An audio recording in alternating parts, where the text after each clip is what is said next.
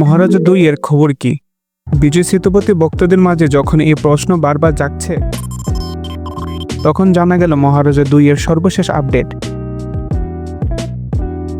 নিঃসন্দেহে বিজয় সেতুপতি একজন সেরা অভিনেতা এবং পরিচালক হিসেবে নিথিলানের শক্তিশালী গল্প বলার দক্ষতা তার খ্যাতিকে আরও দৃঢ় করে তোলে। ভারতীয় একাধিক গণমাধ্যম থেকে জানা গেছে, মহারাজা ১ এর সাফল্যের পর পরিচালক নিথিলান সম্প্রতি বিজয় সেতুপতিকে মহারাজা ২ এর গল্পটি শুনিয়েছেন।